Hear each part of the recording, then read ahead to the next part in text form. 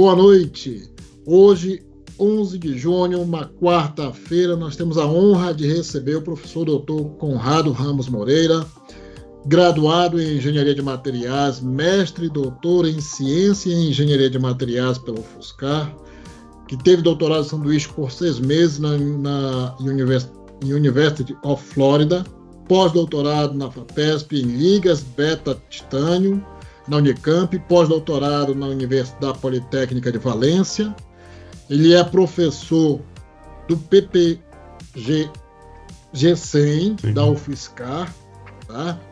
E ele vai conversar nessa noite maravilhosa aqui, a brilhantar a sua participação, falando da escala nanoatômica através do TEM, né, de ligas beta, titânio, nióbio e magnésio obtidas por SLM, HPT e filmes finos para implantes. Professor Conrado, seja muito bem-vindo. O palco virtual, né, do PPG-100 aqui da UFSCar é todo seu. Né? Pode brilhantar essa noite conosco. Muito obrigado mesmo, Hilton, o Antônio aí, e também um agradecimento especial aí ao professor André, né? André Silva, aí da Federal de Catalão.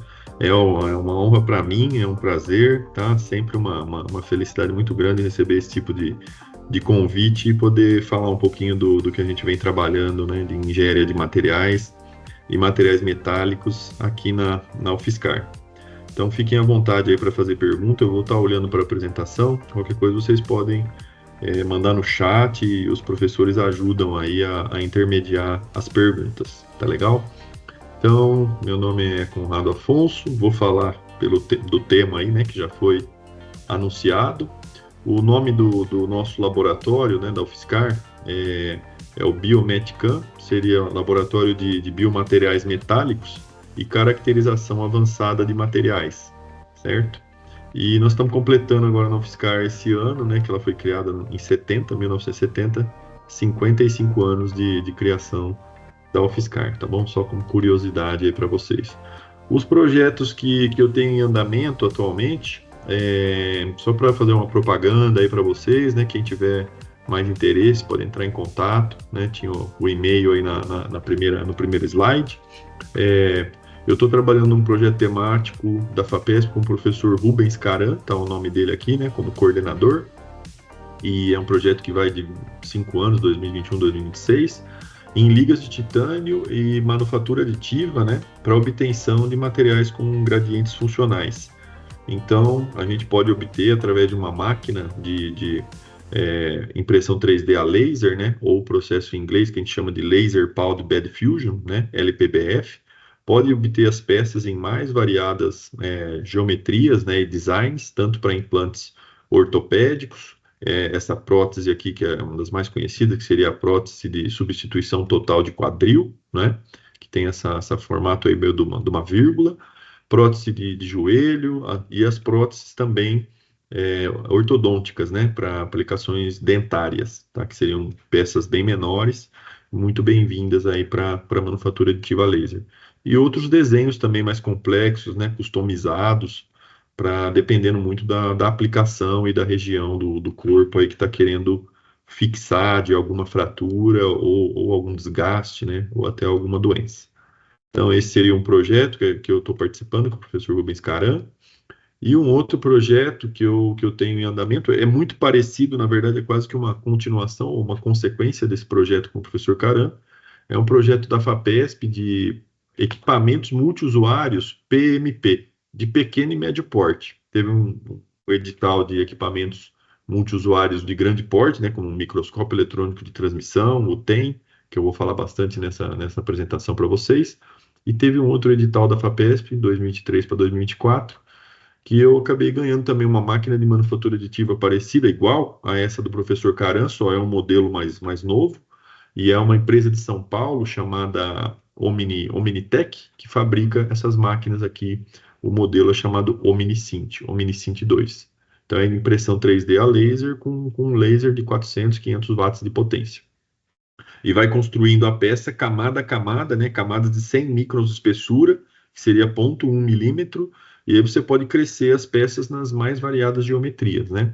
E também foi contemplado nesse projeto, esse equipamento aqui à direita, ele tem essa cara aí de uma geladeira duplex, aí dessas frost-free, né? Dessas bem modernas, high-tech, mas é um atomizador ultrassônico. Então, é um equipamento que a gente vai inserir um lingote, por exemplo, de uma liga de titânio, dessas que a gente trabalha, para produzir o pó, atomizar o pó e gerar um pó micrométrico que a gente vai usar depois na manufatura aditiva, né, a laser, tá, das ligas de titânio. Então, a gente vai introduzir um lingote de titânio, ele funde através de um arco voltaico, e aí a gota líquida bate e entra em contato com um elemento, assim, um componente que é chamado de sonotrodo, que ele vibra a uma frequência muito alta, 35 kHz, né, 35 mil Hz. Então, quando a gota líquida bate nesse sonotrodo, a vibração, a frequência é tão alta que fragmenta, pulveriza esse metal líquido num pó metálico extremamente fino, né, da ordem de 50 microns de diâmetro para baixo, tá? Então, esse é um projeto que a gente está começando aí no ano passado. E essa máquina aqui à direita, o atomizador ultrassônico, é uma empresa da Polônia, esse Atolab+, e eles estão instalando a máquina essa semana aqui na UFSCar. Então a gente está numa correria danada, mas estamos muito felizes, né, satisfeitos em ver que essa máquina chegou aí no Brasil. Acho que é a primeira máquina desse tipo na América do Sul, né? Então a gente não vê a hora de começar a queimar ali as ligas de titânio e começar a produzir os pós metálicos. Tá legal? Então, vou falar para vocês hoje de microscopia, seja de microscopia em maneira geral, microscopia óptica, mas vou falar principalmente de microscopia eletrônica de varredura e microscopia eletrônica de transmissão. Acho que só os primeiros slides aí que podem estar em inglês, tá? Um ou outro, mas eu procurei deixar a maioria das informações em português mesmo, tá? Então, quando a gente fala de microscopia, o que que é? Para que serve um microscópio, não é? Ele serve para, vamos dizer assim, ampliar o nosso poder de visão, porque o nosso olho ele tem uma resolução limitada, tem um limite mínimo de um detalhe que a gente consegue observar com o olho humano, que na média é da ordem de 150 microns, né? E o que que seria, assim, né, de um tamanho, da dimensão de 150 microns, para a gente ter uma base? O diâmetro do fio de cabelo. Então, se a gente tirar um fio de cabelo, dois, e a gente colocar um do lado do outro, a gente consegue distinguir, né, esses dois fios de cabelo, e eles são de diâmetro da ordem de 150 microns, que é a nossa resolução. Então, coisas abaixo disso, 50 microns abaixo, a gente já não consegue distinguir. Se a gente tiver duas linhas ou dois pontos, a gente vai acabar enxergando como se fosse uma coisa só. Então, a gente já não tem resolução suficiente para distinguir esses dois pontos ou essas duas linhas, tá? Então, apesar da microscopia eletrônica ser uma ferramenta, né, muito avançada, um microscópio eletrônico de varredura hoje vai custar na faixa da ordem de, começando na ordem de uns 300 mil dólares ou euros, e um microscópio eletrônico de transmissão da ordem de 600, 700 mil dólares ou euro, vamos dizer assim, daí para cima tem microscópios que podem chegar a custar quase 5 milhões de dólares ou euros, né, são máquinas muito avançadas para enxergar os materiais na escala nano e até na escala atômica. Mas, vamos dizer assim, até hoje, por enquanto, não é, com inteligência artificial, todas as ferramentas que a gente tem, machine learning, esses microscópios, por mais caros que sejam, avançados, né, alta tecnologia, escala atômica, sozinho eles não fazem nada, simplesmente nada. É igual ao computador. Eu lembro muito bem das aulas de introdução à computação na engenharia, e a professora era categórica: o computador, ele é burro. Se a gente não der os comandos, ele não faz nada. Mesmo a inteligência artificial, se a gente não pedir alguma coisa, não der um prompt, até hoje não tem a capacidade de fazer nada por si só, né? Vamos dizer assim, de maneira autônoma. Então a gente precisa ter sempre o cérebro muito ativo, né? E um olhar, como a gente está trabalhando com microscopia eletrônica, um olhar muito atento para tudo que a gente está vendo ali na imagem realmente, não é? Na análise que a gente está fazendo, buscando os menores detalhes possíveis na escala nanométrica ou até às vezes na escala atômica, para procurar desvendar os segredos que estão ali por trás né, do material nessa escala. Então a gente observa no nosso olho, tem uma visão muito limitada, consegue enxergar uma peça metálica, o que eu falei, até 150 microns, conseguimos ver, vamos dizer assim, grãos grandes numa peça, vamos dizer assim, uma peça de aço zincada. A gente tem naquele recobrimento de zinco, a gente consegue ver os grãos da ordem de milímetros, né, do material. Aquilo ali seria o melhor exemplo do que seriam os grãos cristalinos do material. Mas quando a gente vai para uma escala do microscópio óptico, para observar o aço, uma liga de alumínio, os grãos podem ser da ordem de poucos microns, não é?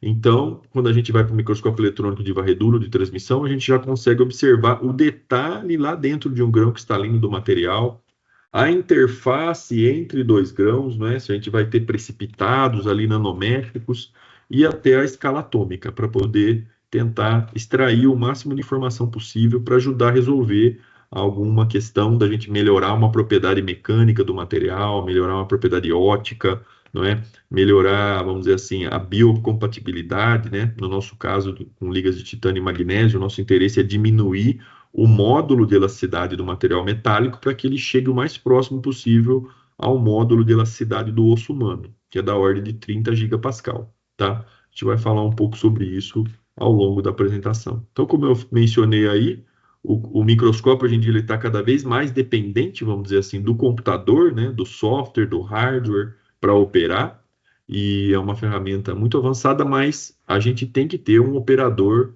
experiente, que tenha, né, noção da teoria que tem por trás da microscopia eletrônica, para poder extrair o melhor resultado possível. Senão não adianta nada a gente gastar milhões aí no microscópio se não tiver um operador muito bem preparado para poder operar e extrair o máximo, né, dessa máquina, desse instrumento.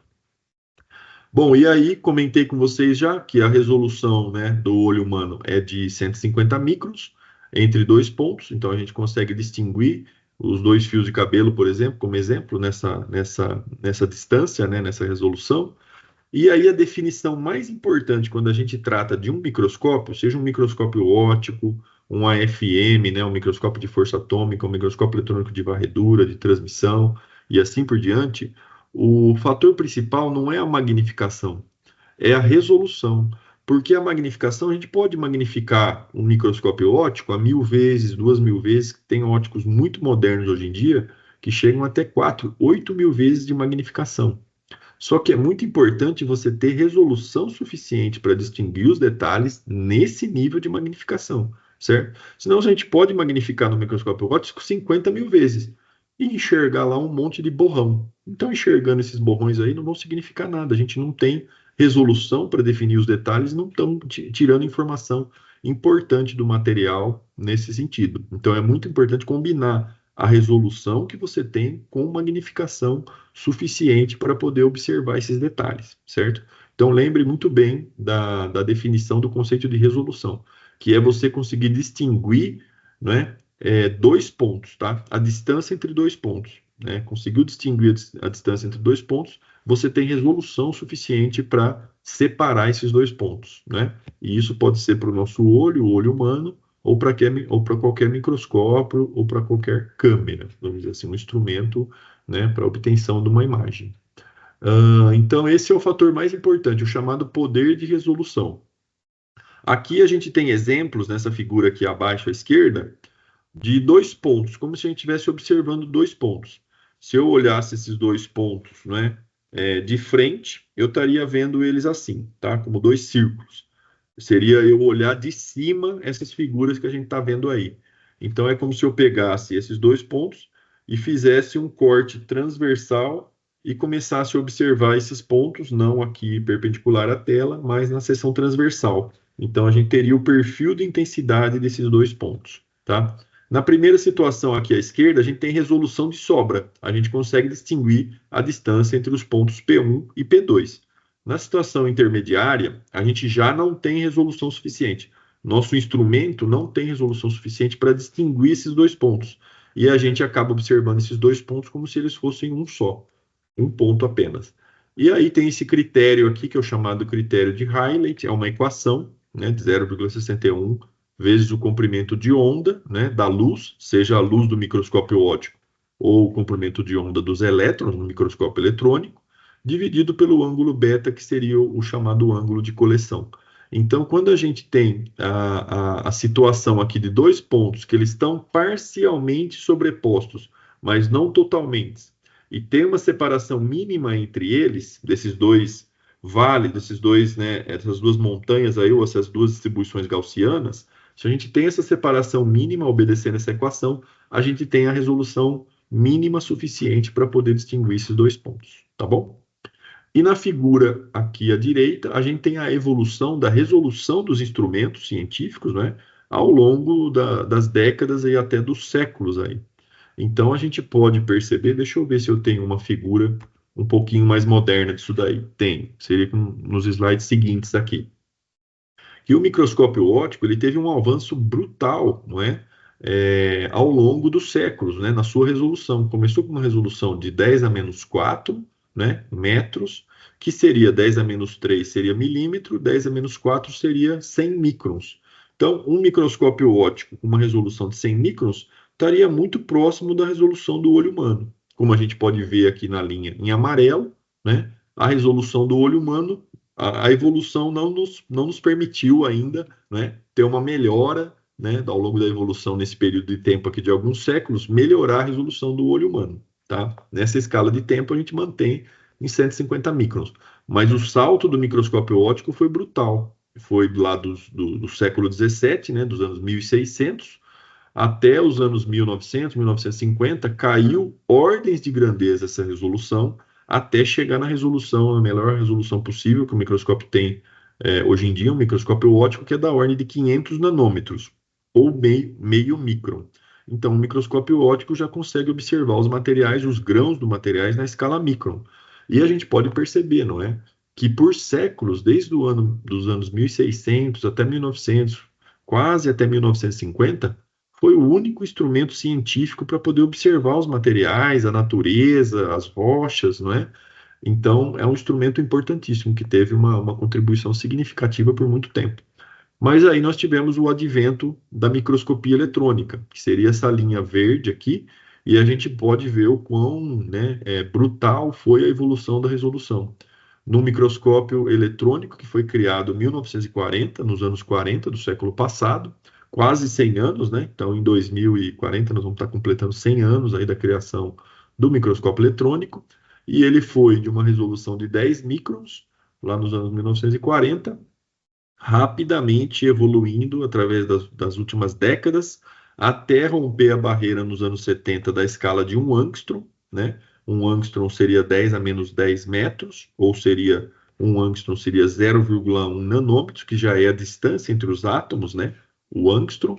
Então, em 1970 chegou a 1 angstrom, e hoje chega a uma resolução, nos anos ainda 2020, que nós estamos aqui, a uma resolução da ordem já que a gente chama de sub-angstrom, de 0,6 angstrom ou 60 picometros, né, que seria a escala de 60 vezes 10 a menos 12 metros. Então, é um absurdo que se consegue fazer com essas máquinas modernas hoje em dia, enxergar os materiais na escala atômica e conseguir distinguir por que chegar nessa escala aí de sub-angstrom, né? Nossa, um angstrom já não está bom, já não é suficiente, né? Já não estamos enxergando o material na escala atômica, mas teve um projeto para chegar a uma resolução próxima de 0,5 angstrom, porque não basta a gente distinguir as distâncias atômicas entre os átomos de um metal, por exemplo, alumínio, alumínio, né? Ferro, ferro num aço, titânio numa liga do titânio, entre os átomos de titânio.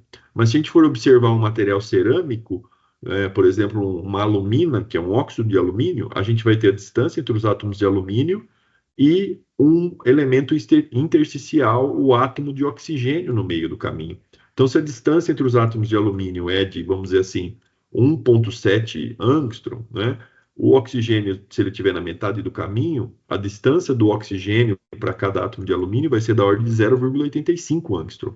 Então, a gente precisa de instrumentos com essa resolução para poder resolver não só os átomos dos elementos metálicos, mas resolver também a distância dos átomos, né, dos elementos metálicos com os elementos intersticiais, que são muito pequenos, né?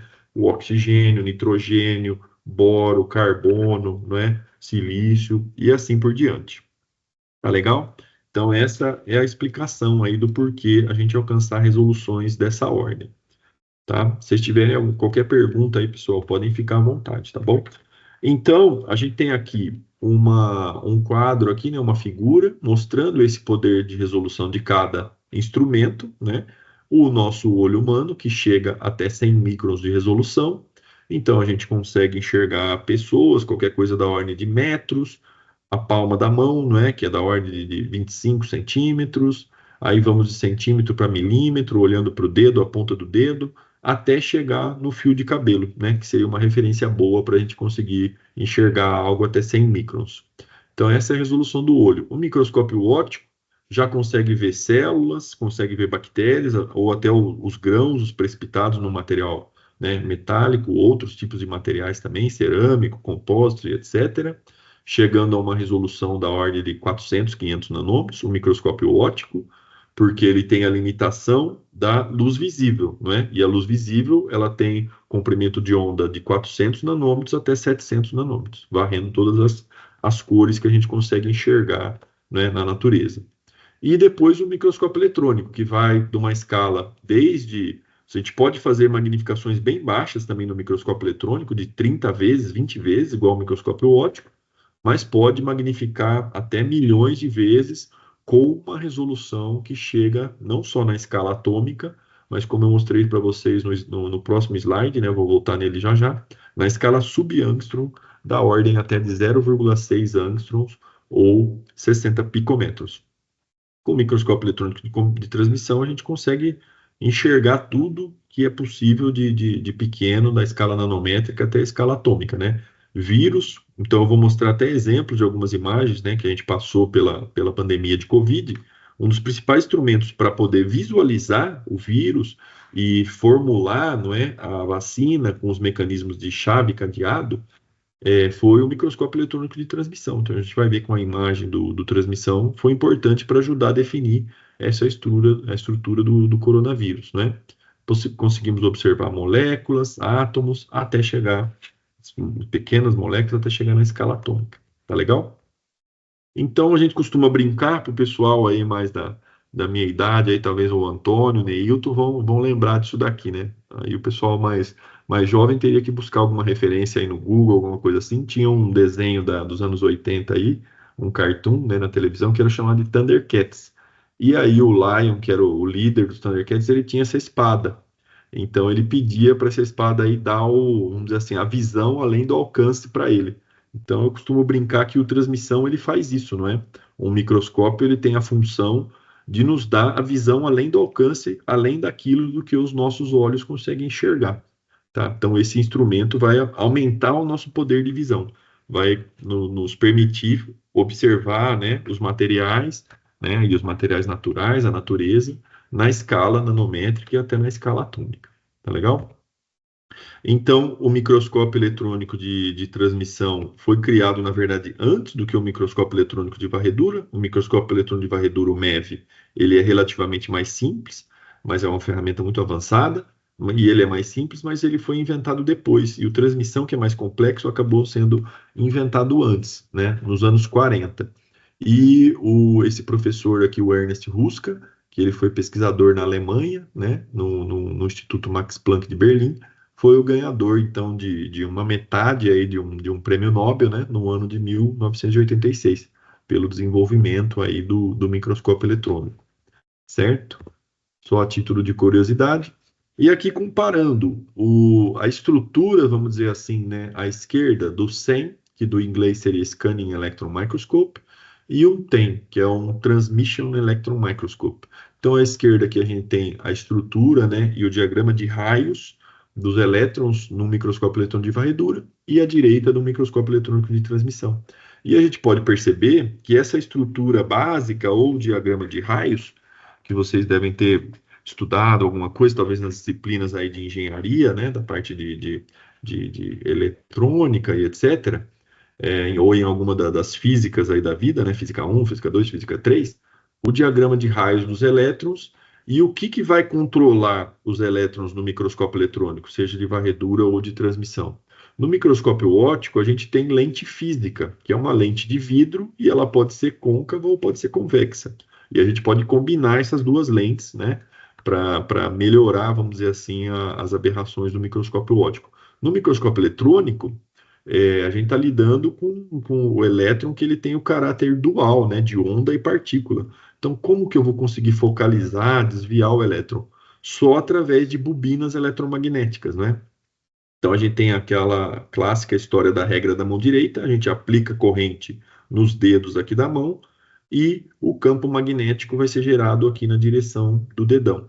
Então, é através desses conjuntos de bobinas de cobre, onde são aplicadas correntes, as chamadas bobinas eletromagnéticas ou lentes eletromagnéticas, que a gente vai fazer toda essa colimar o feixe de elétrons desde que ele sai lá da fonte, lá em cima, do canhão, né, da fonte de elétrons, e vai colimando ele através das lentes e aberturas, né? Então, esses em azul aqui são as lentes eletromagnéticas, e aqui no microscópio de transmissão a gente vê, além das lentes eletromagnéticas, as chamadas lens, aqui que a gente está vendo, a gente vê aberturas também, né? Aperture. Então, a gente consegue ir colimando o feixe para que ele chegue cada vez mais fino e já numa escala nanométrica, né, na amostra, na superfície da amostra que a gente está querendo analisar. Diferença principal, algumas diferenças, né, principais entre o MEV e o transmissão. No MEV, uma amostra, a gente pode colocar uma amostra de milímetros a centímetros, né, para analisar uma amostra grande, colocar até fraturou um eixo assim de um automóvel, de um caminhão, pegar uma peça da ordem de quilos, abrir a câmara do MEV e colocar lá para analisar a fratura que ocorreu no material, né? Para saber qual foi o caráter dessa fratura, uma fratura frágil, fratura dúctil, onde ela se iniciou, ver se isso foi um problema do material ou talvez uma sobrecarga do sistema ali, para gerar essa falha. Então, no MEV, a gente consegue analisar peças grandes. O elétron interage com a superfície da amostra, né? Se eu pegar a amostra aqui como se fosse a superfície aqui do celular, o elétron interage com a superfície, penetra 1 micron de profundidade e retorna, e os sinais vão ser detectados para gerar a imagem.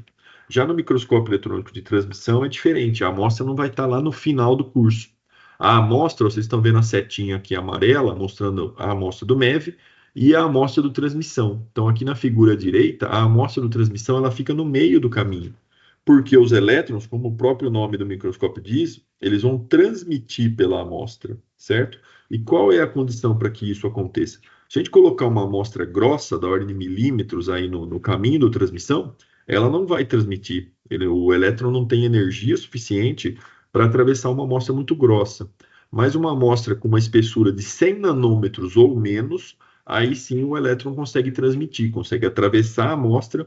Então a gente vê que todas as análises geradas no microscópio de transmissão, os detectores eles vão estar abaixo da amostra, certo? A gente vai detectar o sinal da interação do elétron com a amostra, ele atravessou o volume da amostra, e aí a gente vai detectar o sinal dessa interação abaixo, né? Após a amostra. Então os detectores estão todos abaixo aqui. E essa amostra que a gente coloca na transmissão, ela tem que ter uma área fina menor que 100 nanômetros de espessura, e é um disquinho bem pequeno, um disquinho de 3 milímetros de diâmetro, que a gente prepara do material e afina bastante ele com íons de argônio. Essa amostra, esse disquinho está girando lá no instrumento, íons de argônio são colocados para ir pulindo, removendo esse material, num ângulo bem baixo, da ordem assim, de 5 graus, e aí você vai pulindo, removendo o material, até que você gera um furo, bem lá no centro da amostra. Com esse ângulo baixo que a gente gerou, a amostra vai ter um formato de cunha. E bem aqui na pontinha do meu dedo, assim, vão estar essas regiões aí que estão abaixo de 100 nanômetros de espessura. Então, imagina que não é uma área muito grande, né? Para analisar o material na microscopia eletrônica de transmissão, a gente vai analisar uma região muito pequena, muito restrita. Se a amostra tem 3 milímetros de diâmetro, a gente vai analisar bem menos do que 1 milímetro quadrado, vamos dizer assim, de material, certo? A gente vai analisar já, talvez, da ordem de centenas de microns quadrados do material. Então, o transmissão é uma técnica muito poderosa, mas a gente não pode pegar o transmissão e não conhece nada do material e vai lá e faz uma análise no transmissão para conhecer, saber o que ele tem ali de fases, qual é a composição química do material, quais são as fases que tem, qual é a estrutura cristalina dessas fases e a composição dessas fases. Se a gente for direto para a transmissão, é capaz da gente gerar mais dúvida do que descobertas em relação a esse material. Então, a gente começa sempre pelas ferramentas mais simples de caracterização, usa um microscópio óptico, faz imagens de baixa magnificação, faz difração de raio-x para descobrir as fases que tem no material, sejam fases cristalinas ou amorfa. Depois faz a análise de microscopia eletrônica de varredura, usa outras técnicas de caracterização também, tem diversas, né, dependendo do material. Pode fazer uma análise térmica de DSC, pode fazer análise de AFM, pode medir alguma propriedade para dar uma ideia, que é algo bom para ajudar na caracterização, medir uma microdureza Vickers, por exemplo, que é uma análise bem rápida, e depois a gente vai, depois do MEV, vai para o transmissão. A gente já resolveu, já desvendou quase todos os segredos do material. Vai para o transmissão só para tentar descobrir o que existe na escala nano. O transmissão basicamente é para isso. A gente não vai para a transmissão para analisar fases grandes, na ordem de microns. Vai só para descobrir o que tem ali na escala nano e que a gente não conseguiu detectar com as outras ferramentas, as outras técnicas de caracterização. Então, transmissão é aquela escala final assim da análise, da caracterização do material, para descobrir o que tem ali de segredos na escala nano para baixo, certo? E ver se isso nos ajuda a responder as perguntas em relação ao material que a gente quer desvendar, tá? Então, aqui é outra imagem, um diagrama esquemático mostrando o MEV à esquerda e o microscópio de transmissão à direita. Então, o microscópio de transmissão ele é bem maior. O MEV, normalmente, ele opera em 30 kV, é a voltagem máxima dele, mas ele pode operar de 1 até 30 kV. Você varia com facilidade a voltagem de operação, né? Se for um material sensível, ou se você quiser uma análise mais superficial, um material biológico, por exemplo, ou uma análise mais superficial, você abaixa a voltagem do microscópio de varredura. Agora, se vai analisar um material, vamos dizer assim, bruto, né, um metal, uma cerâmica, você pode aumentar essa voltagem até 30 kV e ter um maior sinal para sua análise, certo? E fazer imagens de elétron secundário e elétron reto espalhado. A imagem de elétron secundário é para você ver a informação da superfície da amostra, né? Então, por isso que a gente usa uma amostra atacada, a gente faz um ataque químico e vai ver as diferenças de altura na amostra para definir o tamanho de grão, o tamanho de precipitados, o tamanho de poros, aquilo que você quer analisar no material, aquilo que você tem interesse, né? E o elétron reto espalhado, você pode colocar uma amostra atacada, mas pode colocar uma amostra até polida, porque ele não vai detectar diferença de altura, ele vai detectar a diferença de número atômico das fases que compõem o material. Então, com esse tipo de detector, o elétron reto espalhado, que é chamado de BSE, que vem do inglês, né, Backscattered Electrons, você vai ter, vamos supor, num aço, a gente vai ter a matriz do aço basicamente de ferro e vai ter precipitados de cementita, que é uma fase que é uma combinação Fe3C, 3 átomos de ferro para um átomo de carbono. Se ele tem para 3 átomos de ferro um átomo de carbono, significa que ele vai ter 25% atômico de carbono. O carbono é muito mais leve do que o ferro. Então, se a gente observar uma interface entre o ferro na matriz, os grãos da fase ferrita, em uma interface com a cementita, nessa imagem do tipo BSE, o ferro é mais pesado, tem um número atômico mais alto, a matriz aqui, ele vai aparecer mais claro na imagem. E esse precipitado de cementita, ele tem ferro na composição também, mas ele tem 25% atômico de carbono. Então ele vai aparecer mais escuro, porque o número atômico global dessa fase é menor, dá menos sinal para o detector de BSE, de elétron reto espalhado, então a gente vai ter essa variação de contraste em tons de cinza. Significa que a gente vai conseguir já ter uma ideia da composição das fases do material só por esse sinal, esse tipo de imagem que é coletada no MEV, que é a imagem de elétron reto espalhado, o BSE, certo? A gente vai ter uma informação de contraste químico, o contraste Z de número atômico entre as fases, certo? E aí no microscópio de transmissão, a gente coloca uma amostra muito pequena para analisar os precipitados nanométricos, não é? Um aço microligado ao nióbio, que é muito importante para o Brasil, né? O Brasil exporta o ferro nióbio através da CBMM, né? A Companhia Brasileira de Metalurgia e Mineração, exporta para o mundo inteiro, exporta muito para China, Japão, né? Até o outro lado do mundo, para adicionar o nióbio no aço e formar precipitados de carboneto de nióbio, chamado NBC. Esses precipitados de NBC, eles podem chegar a tamanhos de 3 a 5 nanômetros. Então, imagina pequenas esferinhas nanométricas distribuídas de maneira uniforme por toda a estrutura do aço, chamado aço microligado. Você coloca 0,1% de nióbio na composição, ou até uma porcentagem menor está sendo estudada hoje em dia, então fala não só de microaliado, né, de microligado, 0,1%, mas até porcentagem de 0,01%, 0,02%, quer dizer, já estão falando em nanoalói, né, com o nióbio, e formam esses precipitados que já dão um salto de ganho, né, de propriedade mecânica, de resistência mecânica, só com essa pequena adição, né, micro ou nano adição de nióbio, tá? Então é algo que eu tenho até projetos assim para estudar e caracterizar através do microscópio eletrônico de transmissão a estrutura, né, a distribuição, o tamanho desses precipitados para ajudar até a CBMM a vender os rastros e falar assim, quais são as porcentagens de nióbio que são benéficas, o que elas fazem e como que elas aparecem, vamos dizer assim, na microestrutura ou na nanoestrutura do material, certo? Então, o microscópio eletrônico de transmissão chega à resolução de angstrom, ou até sub-angstrom, né? E o microscópio eletrônico de varredura ele vai ter uma resolução da ordem de 1 a 5 nanômetros. Já dá para a gente observar bastante coisa também na escala nano, né? Conseguimos observar partículas da ordem de 10 a 20 nanômetros no microscópio eletrônico de varredura. E o transmissão vai além disso até a escala atômica. Esse aqui é o nosso laboratório, né? A gente chama de o laboratório de microscopia na UFSCar, mas na verdade ele é um laboratório mais amplo que isso, ele não é só microscopia eletrônica.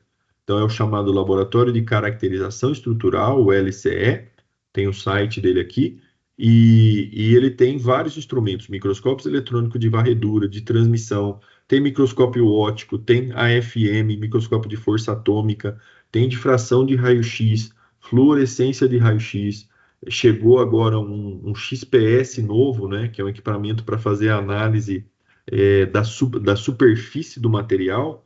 Com XPS, você vai colocar lá uma liga metálica, por exemplo, um aço, não é? Se for um aço inoxidável, você vai pegar com XPS o óxido de cromo nanométrico que é formado, né, de poucos nanômetros que é formado na superfície, o XPS vai pegar a composição desse óxido, tá? Então são vários instrumentos que a gente tem lá, principalmente microscópios eletrônicos de varredura e de transmissão. A gente tem hoje, não me lembro agora se são 11 ou 12 microscópios, acabamos de receber 4 microscópios novos, né? Então, estamos com vamos dizer assim, bem equipados lá nessa infraestrutura aí de caracterização estrutural e principalmente a parte de microscopia eletrônica. Só alguns exemplos aí, então, dos microscópios que nós temos lá. Então, nós tínhamos, né, 4 microscópios de varredura, hoje já estamos com 7 microscópios, e tínhamos 4 microscópios eletrônicos de transmissão. 2 desses mais antigos aqui já foram substituídos, e hoje a gente está com 4 microscópios eletrônicos de transmissão mais novos, vamos dizer assim, todos de mais ou menos de 2010 para cá, né? E 2 que chegaram do ano passado para cá, então substituíram esses microscópios mais antigos, que eram dos anos 70, né? Anos 70, anos 80 até os anos 90. Tá legal? Então, aqui, só para exemplificar para vocês, os tipos de canhão que a gente tem no microscópio eletrônico. O mais comum é esse, que é muito usado no microscopia eletrônica de varredura. É o chamado canhão de tungstênio. É um filamento de tungstênio. Então imagina que é praticamente um filamento, um fio de tungstênio que ele é dobrado. E aí acaba formando o raio dessa ponta. Então essas 3 imagens aqui são imagens de MEV, imagem de microscopia eletrônica de varredura, das pontas dos canhões que emitem o feixe de elétrons, né, para microscopia eletrônica, seja para microscopia eletrônica de varredura ou de transmissão. Então são basicamente 3 tipos de canhões que a gente tem: o de tungstênio, ele é mais típico no MEV; o Lab6, que a gente chama, que é um cristal piramidal de hexaboreto de lantânio. Então esse é mais usado como canhão convencional no microscópio eletrônico de transmissão, o TEM. E o canhão do tipo FEG, que é o canhão avançado tanto para o MEV quanto para o transmissão. E pode reparar aqui que eles estão todos na mesma escala aqui de 200 microns. O raio da ponta, então, do tungstênio, aí o raio diminui bastante quando a gente vai para o Lab 6, e o raio da ponta do FEG, que é um pequeno cilindrinho, né, também um fio de tungstênio, só que ele é corroído eletroquimicamente, para que o raio dessa ponta fique nanométrico. Então você já vai emitir um feixe de elétrons ali que já sai muito fino dessa ponta. E ele vai sendo colimado através das lentes eletromagnéticas e aberturas, até que ele chega com um diâmetro nanométrico ainda menor ao interagir com a amostra, certo? Com a superfície da amostra no MEV e transmitindo pela amostra, no caso da amostra de transmissão. Tá? Deixa eu ver. O microscópio, então, eletrônico, principalmente de transmissão, eu trabalho muito com esses dois e mais com o microscópio eletrônico de transmissão. Ele é um instrumento incrível. Por quê? Porque ele consegue fazer a imagem até aquela escala atômica que eu estava mencionando para vocês, ou até sub-angstrom, não é? De 0,6 angstrom, e a gente pode fazer diferentes tipos de imagens. nós podemos combinar imagem com a chamada difração de elétrons. Então, além da análise de difração de raio-x, que é uma análise mais convencional, mas muito importante e poderosa, a gente pode fazer a difração de elétrons em cada fase do material no microscópio eletrônico de transmissão. Então, a gente consegue, através da cristalografia da difração de elétrons, descobrir e desvendar qual é a estrutura cristalina, se ela é cúbica de corpo centrado, cúbica de face centrada, hexagonal, das chamadas, eu acho que o pessoal, nem todo mundo é da área de materiais, mas das chamadas 14 redes de Bravais, que são as 14 estruturas cristalinas básicas que definem boa parte de todos os materiais que a gente tem na natureza, né, ou sintéticos cristalinos, né. A única exceção a essa regra aí das 14 redes de Bravais na verdade, se o material for amorfo, né, como um vidro, ou como um polímero amorfo, ou até um material metálico, que pode ser amorfo também, um vidro metálico, ou se ele for um material numa estrutura quase cristalina, né, o chamado quase cristal. Então, essas são as únicas exceções que estariam fora das 14 redes de Bravais. Tá? Eu estou vendo uma pergunta aí, eu não sei se tinha pergunta antes, mas o Pablo, ele é aluno de mestrado, e deu uma boa noite aí, e está perguntando quais técnicas você considera essenciais para a caracterização completa das ligas metálicas numa indústria metalúrgica. Eu acho que eu fui descrevendo isso daí numa das últimas falas, Pablo. Eu acho que um rol assim, de uma caracterização básica e muito completa seria a microscopia óptica, começando das técnicas mais simples para as mais complexas. Microscopia óptica, difração de raio-x, microscopia eletrônica de varredura. Eventualmente, a gente pode usar a análise térmica, né, de DSC, a análise térmica diferencial de varredura, que é o chamado DSC, para observar as temperaturas onde ocorre a precipitação de uma fase, transformação de fase, dissolução dessa fase, a microscopia eletrônica de varredura e depois a microscopia eletrônica de transmissão. Dependendo do material, vamos supor um aço convencional, talvez você não precise fazer a transmissão para descobrir as fases que tem no material. Vai ser só basicamente ferrita, né, e perlita, que é uma combinação de ferrita e cementita. Mas dependendo do material, se for um aço microligado ao nióbio, você já vai precisar de transmissão para poder observar os carbonetos de nióbio, né, o NBC. E é duro, porque esses carbonetos eles não vão aparecer nem na difração de raio-x. Então, você precisa, quando o material tem uma fase, que ela tem uma fração volumétrica muito baixa, sabe, 2%, 1%, e está na escala nanométrica, muitas vezes ela não aparece na difração de raio-x. Então, é aí que vem a transmissão para complementar, para terminar de desvendar o que mais tem naquele material ali em termos de fase, na escala nano. Espero que tenha entendido aí, tá bom, Pablo? Então, é mais ou menos essa daí, as técnicas que a gente pode utilizar, tá legal? E aí, como eu estava falando, no transmissão a gente pode fazer imagem, uma resolução muito boa, escala atômica, a cristalografia de uma fase e analisar também a chamada espectroscopia. Sempre que a gente fala essa palavra-chave, espectroscopia, significa a composição química, ou de uma maneira geral do material. Então, no MEB a gente pode fazer o chamado EDS, que é uma técnica de espectroscopia, numa magnificação baixa, 100 vezes, 50 vezes, e ver a composição geral, né, de uma amostra no microscópio de varredura. E no microscópio de varredura a gente analisa o EDS até uma fase de 1 micron. Essa é uma diferença muito importante entre o MEV e o transmissão. É a diferença do que você consegue analisar através do EDS. No MEV é até uma fase de 1 micron. Uma fase de 200 nanômetros você já não vai conseguir pegar a composição dela isolada no microscópio de varredura. Então, justifica você ir para transmissão se você tiver uma fase de 100, 200 nanômetros, porque aí no transmissão você vai conseguir fazer a composição, o EDS, especificamente dessa fase, certo? E outras análises também, como um perfil em linha ao longo da interface dessa fase com uma matriz, ou então fazer um mapeamento de EDS para mostrar onde que está a distribuição desses elementos em uma determinada região da amostra. Eu vou mostrar alguns exemplos, alguns estudos de caso para vocês, para ficar um pouco mais interessante do que só essa teoria que eu estou mostrando agora aí, tá?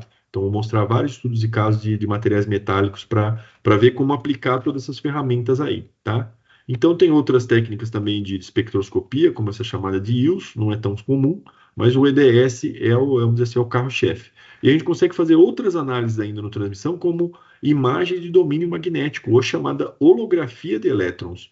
Um material magnético, né, como um aço ou um óxido de ferro, ou ligas à base de níquel, cobalto e ferro, que são as ligas ferromagnéticas, né?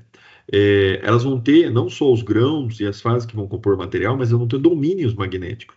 E os domínios magnéticos são pouquíssimas as técnicas que conseguem fazer imagem desses domínios magnéticos, que acabam sendo algo muito, vamos dizer assim, abstrato. Então, a holografia de elétrons através né, de imagem do domínio magnético é uma das maneiras de fazer imagens desse domínio magnético, e outra seria o AFM com uma ponta sensível ao campo magnético, tá? Então, são duas das técnicas aí que a gente conseguiria fazer imagem desse tipo. Então, a gente vê que o transmissão é uma técnica muito poderosa. Eu sou suspeito porque eu trabalho com transmissão praticamente já há 25 anos, né? E ela pode ter essa variedade aí de análise e desvendar muitas coisas do material. Mas a gente tem que tomar muito cuidado. Eu falei para vocês que a gente analisa uma amostra muito pequena, né, um disquinho de 3 milímetros, e a região central, nos arredores do furo que foi gerado nessa amostra aí, onde tem uma área com 100 nanômetros de espessura ou menos. Então a gente fala que o transmissão, se a gente for fazer uma comparação assim, né, seria a gente pegar um material, né, imagina um bloco de aço de toneladas que sai de uma siderúrgica e analisar uma amostra de um disquinho de 3 milímetros de diâmetro, né? E que ele tem microns na borda de espessura e lá na região central 100 nanômetros de espessura.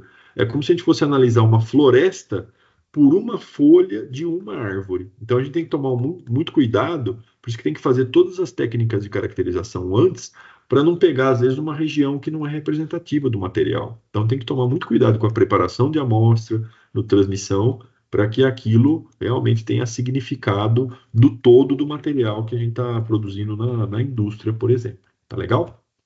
Ô, Conrado, Então, oi, fica à vontade. só Diga. aproveitando aqui a pergunta Sim. do Pablo, Hum, ele faz um complemento. O Pablo é nosso colega aí do mestrado, ele certo. trabalha na Ferbasa, que, por Ah, que sinal, legal. produz ferro, liga ferro-cromo. Olha que Tá? beleza. Olha como já associa as coisas, né? Só Já que ele teve está uma na parte. coincidência. Ah, Só que ele está na parte da mineração, e aí ele pergunta, em cima ah, disso, certo. né, se você trabalha com essa parte de caracterização mineralógica e como de repente poderia ser essa análise, né, de transmissão, se ela pode se Certo. adequar também aí, de repente, com a caracterização mineralógica.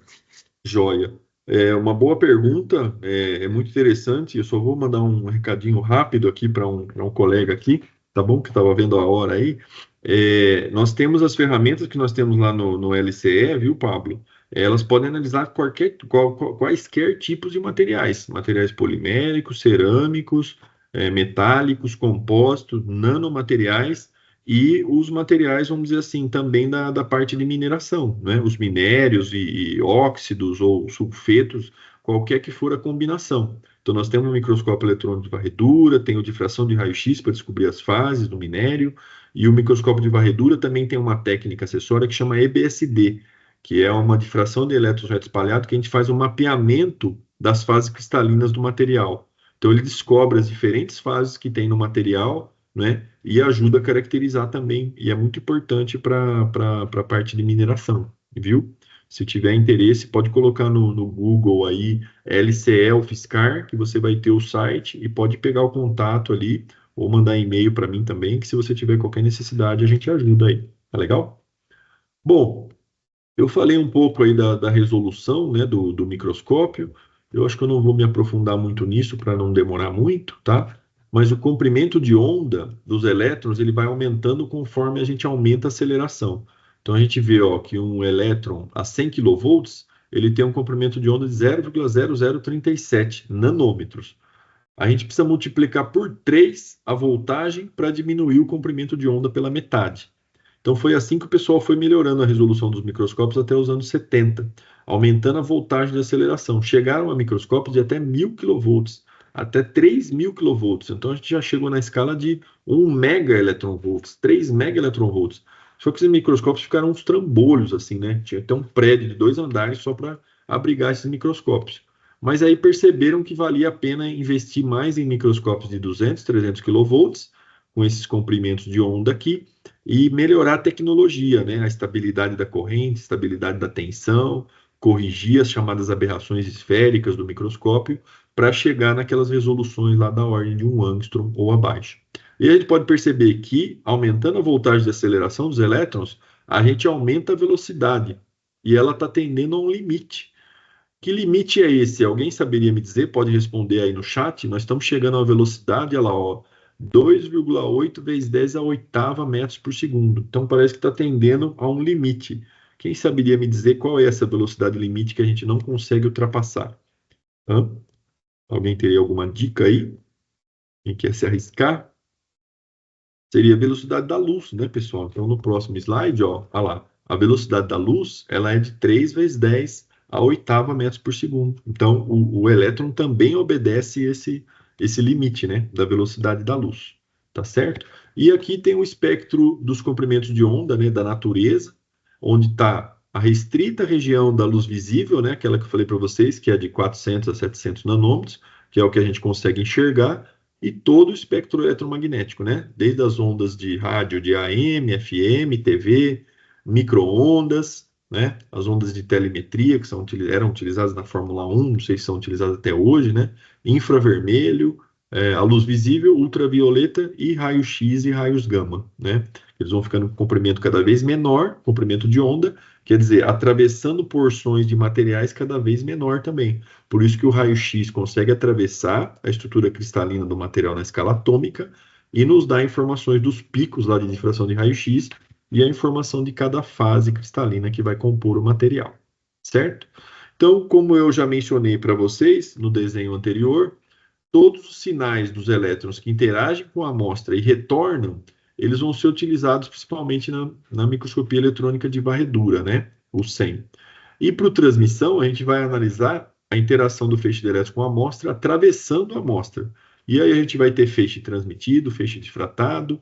E a única técnica no microscópio de transmissão que o sinal retorna é a técnica de EDS. É aquela espectroscopia lá que a gente pode capturar o sinal da composição de uma região da amostra ou de uma fase específica bem pequena. E essa é a diferença principal de como a gente enxerga a interação dos elétrons com a amostra no MEV, no microscópio eletrônico de varredura, tá?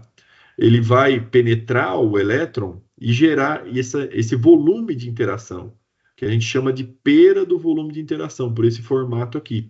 Então, o elétron no MEV, ele penetra um pouquinho na superfície, na espessura, até um micron de espessura, e mais ou menos um micron de diâmetro também. Então, a gente fala que o volume dessa interação no MEV é de 1 micrômetro cúbico, como se fosse um cubinho de 1 por 1 micron. E no MEV a gente pode colocar uma amostra grande, né, da ordem de milímetros a centímetros. Já no microscópio de transmissão, a amostra é muito diferente. É o disquinho que eu falei com uma espessura de 100 nanômetros ou menos, né? Ou 10 nanômetros. E aí os volumes que a gente vai analisar do material, esse volume de interação que era de 1 micrômetro cúbico, se a amostra tiver 100 nanômetros e o feixe 10 nanômetros de diâmetro, o volume vai para 10 a menos 5 micrômetros cúbicos de interação.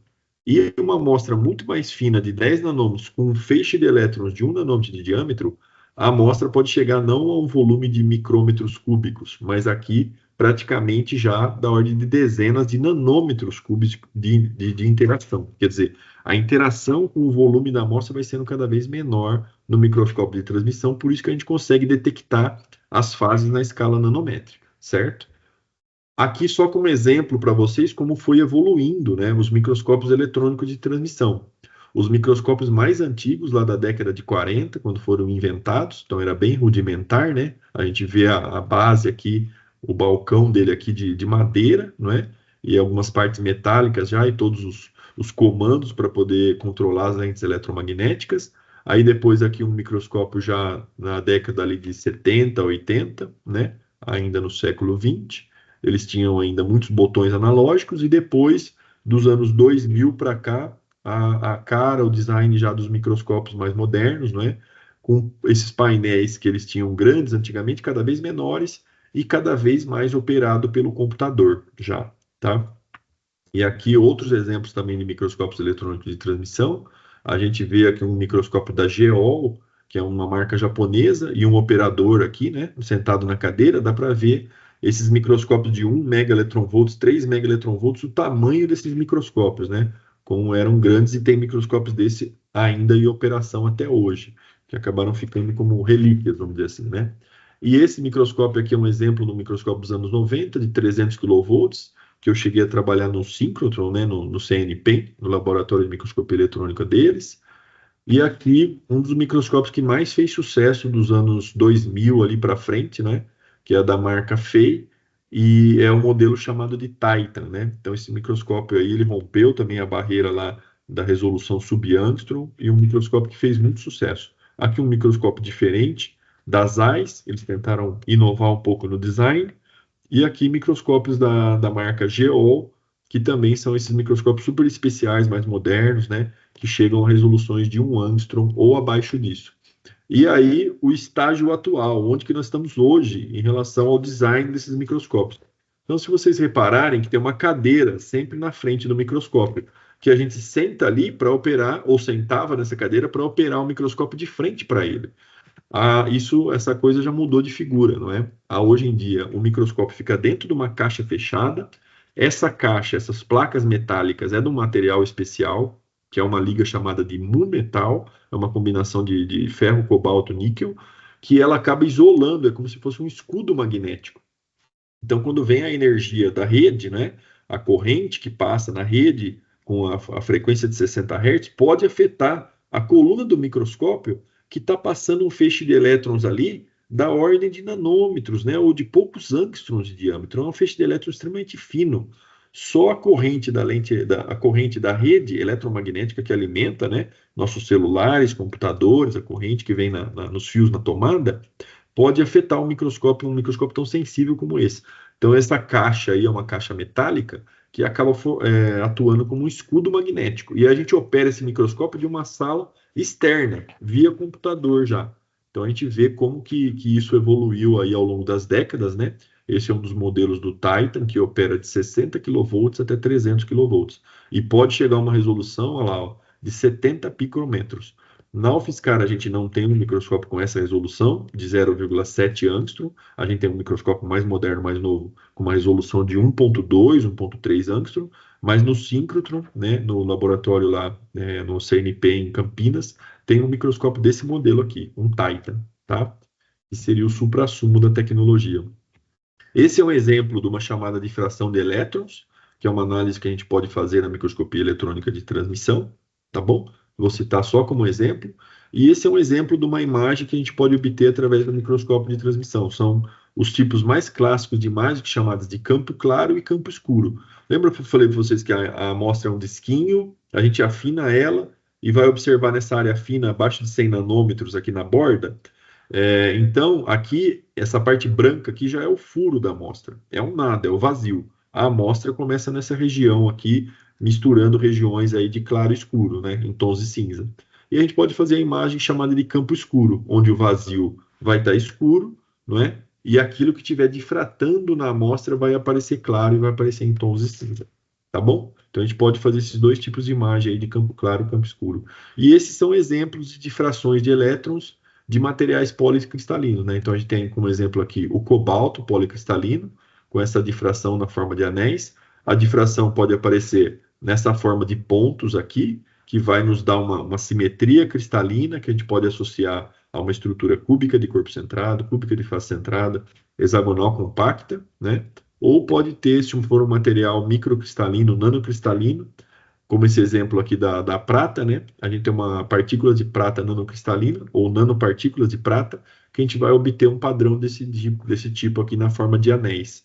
É como se a gente pegasse esses spots que tem aqui, nessa figura principal aqui em cima, e rotacionasse eles 360 graus, obtendo um padrão assim, né, na forma de anéis aí, tá bom?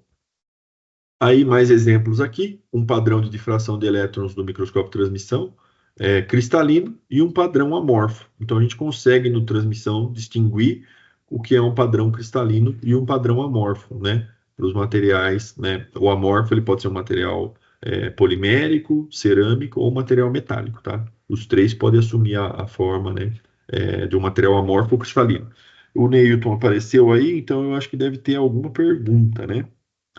Sim, a gente tem aqui a Certo. pergunta do Nixon, nosso Joia. colega de doutorado. Ele pergunta aí para você quais as principais limitações e desafios do uso, né, da microscopia de transmissão para análise de ligas de alumínio, Certo. como as preparações de amostras, resoluções espaciais e interpretação de resultados. Joia, é uma ótima pergunta, muito obrigado. As ligas de alumínio aeroespaciais, ela também, aqueles precipitados que eu falei que tinham nos aços, né, os NBC, carboneto de nióbio, de 3 a 5 nanômetros, nas ligas de alumínio que são utilizadas nos aviões comerciais mesmo, né, seja da Embraer, da Airbus ou da Boeing, a asa, a estrutura da asa, a estrutura do avião utiliza ligas de alumínio que a gente chama da série 7000, né, como as ligas 7050, por exemplo, que elas têm alumínio, magnésio, zinco, cobre na composição, elas têm esses precipitados também extremamente pequenos, da fase magnésio zinco 2 ou da fase alumínio 2 cobre. Precipitados esses que podem chegar também da ordem de 3 a 5 nanômetros de diâmetro. Então, a microscopia de transmissão ela é muito importante para caracterizar também as ligas de alumínio, tá? Aeronáuticas e outras ligas de alumínio também. A dificuldade qual que é? A preparação de amostra, ela é, vamos dizer assim, ela é delicada, ela é complexa, demora praticamente um período, né? Metade do dia, assim, para você preparar uma amostra dessa de transmissão. E você tem que ir com calma, sem pressa, para ela sair boa e caprichada. Porque se você der uma bobeada, é uma amostra tão frágil que você pode quebrar ela. Aí você senta, chora um pouco e começa a preparar uma outra amostra, mais um período, preparar uma amostra desde o zero. Então, a preparação talvez seja uma dificuldade, né? uma desvantagem. Porque no MEV, você tem uma amostra polida, quebra o vácuo, coloca a amostra lá dentro, faz o vácuo em questão de minutos, você já está analisando a amostra e fazendo imagem lá em 100 vezes, 1000, 10.000, 50, 100 mil vezes de magnificação. O MEV é muito mais dinâmico, né? Em questão de uma hora você consegue fazer uma análise completa no MEV. O transmissão você já precisa de uma sessão de no mínimo 2 horas a 4 horas de microscopia de transmissão para fazer uma caracterização bem mais completa. Então, a vantagem da transmissão é que ele chega numa escala muito pequena, nano ou atômica, mas a preparação da amostra é uma dificuldade e o volume de material que você está analisando, né? Por isso que tem um conjunto de análises prévia, deixar o material assim só para o transmissão, para o filé mignon do material, aquela parte mais específica e na escala nano, é a sequência que a gente sempre recomenda. Tá legal? Tem uma outra pergunta também, né? Da Isadora. Isso. A Isadora, nossa colega aí de mestrado, ela lhe saúda e pergunta qual das ligas analisadas e caracterizadas pelo seu grupo apresenta maior biocompatibilidade para aplicações biomédicas. Joia, eu vou até mostrar alguns exemplos dessas ligas, as ligas beta de titânio que a gente estuda, tá, Isadora? E a boa parte das ligas do sistema titânio e nióbio tem essas propriedades boas, tá? Se a gente pegar o titânio puro, ele tem um módulo de 100 gigapascal. E a liga titânio 6 alumínio 4 vanádio tem um módulo de 110 gigapascal. O aço inoxidável é ainda maior, como que é aplicado para implante, ele tem um módulo de 220 gigapascal, enquanto que o osso tem um módulo de 30. Então, essas ligas beta titânio nióbio são boas. Titânio 15 nióbio, por exemplo, ou titânio 42 nióbio, ou uma liga metálica que é uma combinação de titânio, nióbio, zircônio, tântalo, que a gente chama ela de TNZT, tem módulos na faixa de 55 a 60 gigapascal. Então, está próximo do osso, né? É um pouco mais resistente que o osso, mas já tem um módulo muito mais, a gente fala, uma biocompatibilidade mecânica muito melhor, certo? Tem outras ligas também de outros sistemas, mas só para exemplificar, as ligas dos sistemas titânio e nióbio são bem favoráveis para essas aplicações, tá legal? Então, retomando aqui, estamos vendo imagens, exemplos de imagem de microscopia eletrônica de varredura, tá? Do coronavírus. Aqui, então, em roxo, e ao lado, aqui no transmissão, as imagens do coronavírus que tem da ordem de 20 a 50 nanômetros de diâmetro. Então, a gente percebe, deixa eu colocar mais uma imagem aqui, ó, mais imagens da microscopia eletrônica de transmissão, vendo detalhes aqui à direita, né, desses bracinhos aqui do mecanismo, né, do coronavírus, até chegar nessa estrutura, e lógico que tiveram outras técnicas de caracterização também, né, as técnicas de síncrotron, uma combinação de várias técnicas, todas muito importantes e avançadas para definir a estrutura do coronavírus de maneira mais completa, mais detalhada possível, na escala nano, né, e até além, certo? Então, a transmissão teve uma importância fundamental em toda essa história aí. Eu vou mostrar um exemplo por coincidência, né? Alguém estava perguntando aí de ligas de alumínio para aplicação aeronáutica, segue aí um trabalho, né, das ligas 70-50, onde a gente estudou uma liga, né, para formar um fio, certo? Um fio dessa liga. Essa seria já a microestrutura através da microscopia eletrônica de varredura, onde a gente poliu essa amostra, né, e obteve aqui o tamanho dos grãos. Como ela foi muito deformada e tem a barrinha aqui de 1 micron, ó, a gente pode perceber que o tamanho de grão está muito pequeno, né, da ordem de 1 micron nessa liga de alumínio aqui, nesse fio que foi extremamente deformado. Aí a gente pode fazer aquela técnica que eu mencionei para vocês, que é chamada de EBSD, é a difração de elétrons reto espalhados. Na parte de cima, a gente tem a orientação cristalina dos grãos, então a gente pode ver num processo de laminação ou processo desse de extrusão, se a maioria dos grãos ficam alinhados, alongados numa direção cristalina específica. Se você medir a resistência mecânica nessa direção e ela melhorar, é um sinal que a textura desse material melhorou, certo? E pode melhorar as propriedades mecânicas do material. Então, por isso que é importante fazer essa análise aí de EBSD. Então, as diferentes cores aqui na parte de cima significam diferentes orientações cristalinas do material, da mesma fase, alumínio cúbico de face centrada. E na parte de baixo, as fases que foram identificadas. Em vermelho é o alumínio, e em verde é um precipitado, uma fase intermetálica que compõe essas ligas, que é uma combinação aí de alumínio, cobre e ferro, certo? E aí depois a gente pode fazer a análise de EDS. Lembra que eu mencionei para vocês que a análise de EDS, de espectroscopia, nos dá informação da composição da amostra. Então esse é um exemplo típico de um mapeamento de EDS, onde a gente tem a imagem, né, em escala de tons de cinza do MEV aqui na parte superior, e depois, para cada cor, a gente tem um mapeamento de cada elemento, ou seja, esse elemento está numa certa composição lá na liga, vamos dizer assim, 3, 4% em peso desse elemento, mas aonde que ele fica localizado? Ele fica distribuído homogeneamente? Ele fica na forma de precipitados, concentrado numa fase específica? É isso que a gente vê aqui, ó. O zinco e o magnésio, a gente pode ver que eles aparecem combinados, né?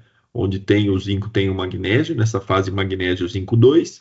Tem precipitados maiores de ferro, aquele precipitado que eu mostrei lá, alumínio, cobre e ferro, que também foi identificado no EBSD. Então, são precipitados um pouco maiores, já da ordem de microns. E no cobre, a gente percebe que não tem só os precipitados grandes combinados com ferro.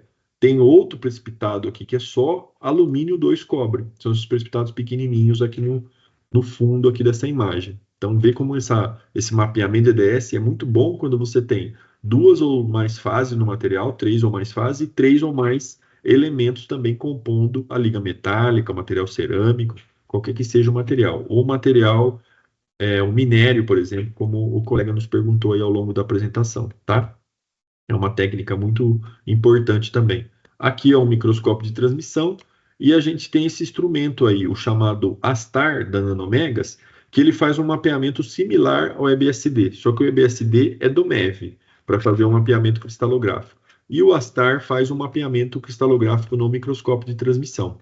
Então é assim que ele faz para um material que é muito deformado e tem grãos nanocristalinos, a gente consegue fazer também um mapeamento cristalográfico desse material na escala nano, certo? Então é uma ferramenta importante e poderosa que a gente tem lá no nosso laboratório também. Vou mostrar um exemplo para vocês. Esse é um exemplo, então, do estudo recente, que foi a dissertação de mestrado do Felipe Matos. Ele trabalhou com uma dessas ligas que eu mencionei, né? A colega que perguntou aí da biocompatibilidade. Uma liga titânio 15 nióbio, que tem módulo da ordem de 55, 60 gigapascal, produzida através de manufatura aditiva laser. É um projeto, então, em conjunto com o professor Caran e o grupo dele lá da Unicamp, certo? Então, a gente usa essa máquina aí, que é uma máquina Omnitec, é uma máquina nacional, né, produzida em São Paulo, tá? E tem lá na Unicamp, e eu vou receber uma máquina dessa muito em breve. Aqui os parâmetros do laser, o comprimento de onda, o diâmetro do laser e alguns outros parâmetros aqui que a gente testou também para ver qual era a melhor combinação de potência, velocidade do laser e a chamada densidade de energia. Porque a gente quer a amostra, vamos dizer assim, com o mínimo de porosidade possível, mais densa, para que a propriedade mecânica seja a melhor possível, certo? E com um módulo baixo, combinando essas duas coisas. Aqui é a difração de raio-x que eu tinha falado para vocês, né? É um exemplo da amostra, então, titânio 15 nióbio fundida. A gente fez uma liga fundida para comparar com o material obtido através da manufatura aditiva. Então, a gente pegou a liga fundida, depois aqueceu ela, resfriou lento no forno, resfriou rápido e fez uma laminação a quente.